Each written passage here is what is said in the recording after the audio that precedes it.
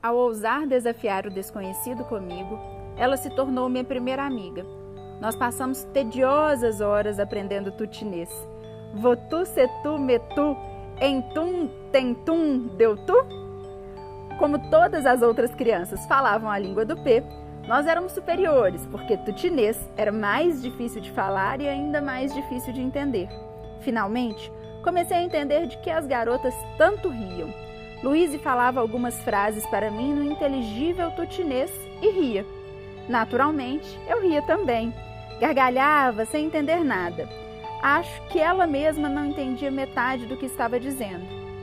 Mas as garotas têm de rir, afinal, e depois de ter me tornado mulher 3 anos antes, eu estava prestes a me tornar uma garota.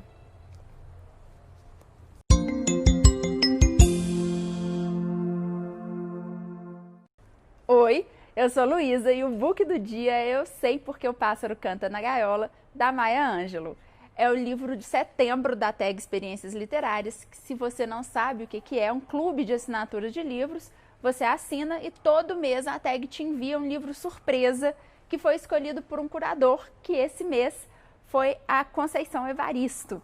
E aí vem o livro, sempre numa luva super bonita, assim, um livrinho de apoio, com textos para te ajudar a entender o livro e já com um spoilerzinho do livro do mês seguinte, e um brinde. Esse mês, por sinal, o brinde foi lindo, eles mandaram uns cards, uma gaiola e dentro um passarinho que a gente consegue libertar com vários outros cartões postais. Muito, muito bonito, ficou uma das edições mais bonitas, na minha opinião. O livro é a autobiografia da Maya Angelou, que foi uma mulher incrível. Ela foi ativista do movimento negro, atriz, cantora, dançarina, poeta, diretora, roteirista. Ela foi tudo que uma pessoa pode ser na vida, além de ter sido amiga de Martin Luther King e conselheira do Barack Obama e do Bill Clinton. Então ela foi uma mulher incrível e a gente tem a oportunidade de conhecer a vida de uma pessoa que se tornou tanta coisa na vida, que teve aí uma projeção tão grande, e a gente descobre que a vida dela não foi nada fácil.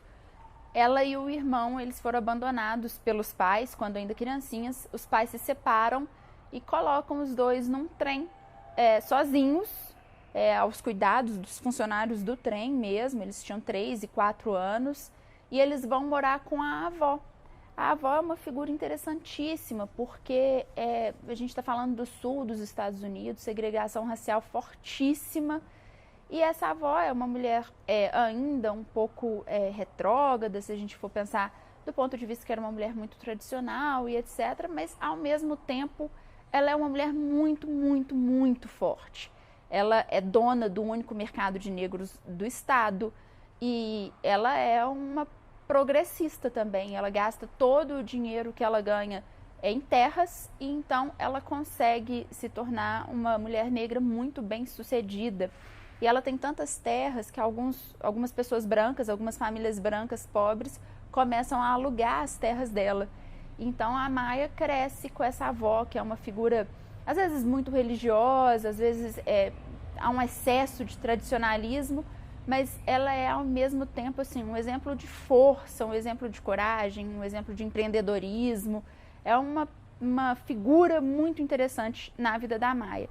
Mas, embora ela tenha esse privilégio, assim, de ser criada pela avó, que é essa figura toda e que representa isso tudo no contexto da vida dela, é também uma vida muito cheia de privações.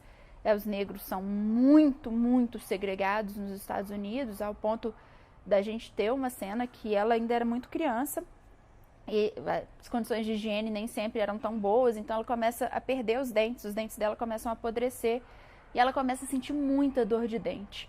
A avó leva ela para um dentista branco, porque só tinha um dentista branco nas proximidades, e era inclusive uma pessoa que devia dinheiro para a avó.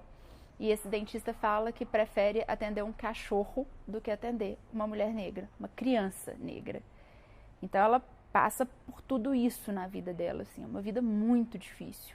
Aos 8 anos, a mãe chama para que ela volte a morar com a mãe, ela e o irmão. O irmão é uma figura linda, assim, porque é o irmão mais velho e ela acha o irmão lindo, ela tem uma admiração profunda pelo irmão.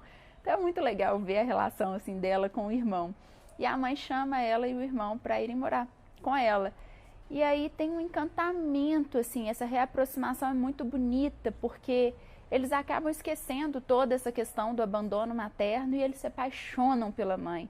A mãe é maravilhosa, ela descreve a mãe como a mulher mais bonita que ela já viu.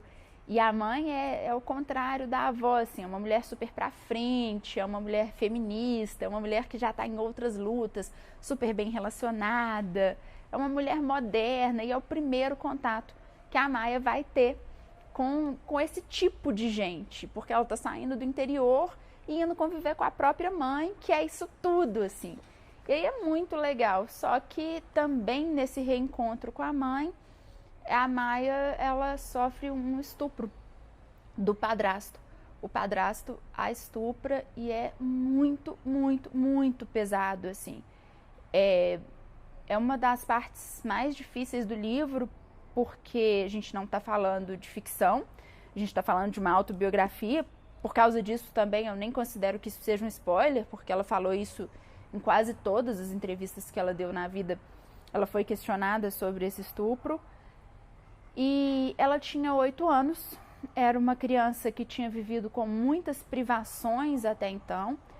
A avó que tinha criado eles até então, apesar de ser essa figura tão incrível, também era uma mulher durona, assim, a mulher não deu muito afeto para os netos, não tinha uma questão de contato físico. Então, os primeiros contatos físicos de carinho, de amor e voluntários que a Maia sente que ela teve na vida foram com esse homem, com esse padrasto. Ao ponto de o abuso sexual infantil normalmente ele é progressivo e não foi diferente no caso da Maia. Ele começa com pequenos abusos até que ele chega ao coito em si, isso demora um tempo. E nesses pequenos abusos aí, ela se sente muito amada. Ela gosta realmente do que acontece, primeiro porque ela não entende como um abuso e depois porque ela sente muito carinho desse homem por ela. Ela vê isso como demonstrações de amor. Até que ele realmente a estupra, falando aí no linguajar popular, chamando o estupro só do ato sexual em si. E quando isso acontece, ela machuca muito, porque é uma menina de 8 anos. Ela fica muito machucada, muito, muito, muito machucada, ao ponto de passar a ter febre. Ela fica realmente doente por causa do estupro, mas ele fala com ela que se ela contasse para alguém, ele mataria o irmão dela, que é a pessoa que ela mais ama na vida. Então ela decide não contar para ninguém. Só que esse estupro causou reações físicas nela muito severas e por causa disso a mãe acaba descobrindo quando vai dar banho nela um dia, enfim, acaba vendo ali, não tem como ela esconder mais e ela conta o que aconteceu com ela. Quando isso acontece, então o padrasto vai a julgamento e o julgamento também é terrível, assim, a forma como ela é exposta nesse julgamento, a forma como os advogados às vezes expõem ela a determinadas perguntas. É uma criança de 8 anos e ela diz que ela mente no julgamento. Ela mente porque ela não tem coragem, e isso nem deveria ser relevante, mas ela não tem coragem de assumir que no começo ela gostou, que isso foi prazeroso para ela. E aí ele é preso e pouco tempo depois ele é solto e acaba morrendo. Os homens da cidade, possivelmente até os próprios tios dela, matam ele espancado. E ela passa a viver uma culpa tremenda, assim, porque na lógica dela, de uma menina de 8 anos de idade, ela pensa que ele morreu porque ela mentiu. Logo, ela matou ele. As palavras dela mataram ele. Com isso, ela fica muda por 5 anos. Ela passa 5 anos sem falar uma palavra. Aí a mãe não consegue lidar com tudo isso, enfim, devolve os meninos para a avó. E ela vai viver com a avó de novo. E o que a avó faz é muito bonito, porque eu acho que esse livro se trata exatamente disso, assim, de como que o amor e a literatura, eles podem salvar. O que a avó faz é começar a dar muitos livros para que ela leia, a ofertar muita poesia para ela. E é muito bonito porque ela fala que ela começou a se alimentar tanto da literatura que quando ela voltasse a falar, ela teria muito a dizer. E a avó foi muito sábia, porque a avó percebe que ela gosta muito de poesia, começa a dar muita poesia para ela ler, muita poesia, até que um dia a avó fala com ela assim: você não gosta realmente de poesia? Alguém que não lê poesia em voz alta não pode saber se gosta. A gente só gosta de poesia quando a gente é capaz de ler em voz alta e ouvir as palavras saindo da nossa própria boca. E é isso que faz ela voltar a falar. Então é muito bonito, assim, é muito, muito tocante esse salvamento aí pela literatura e pelo amor, principalmente. E aí a gente tem toda a continuidade da vida dela, que obviamente não foi fácil depois de tudo isso, e com tudo isso, com todo esse contexto que ela estava envolvida. Depois ela vai voltar a morar com a mãe, ela vai ter uma reaproximação do pai também. Ela passa por muita coisa na vida dela, até que ela decide ser motorista de ônibus.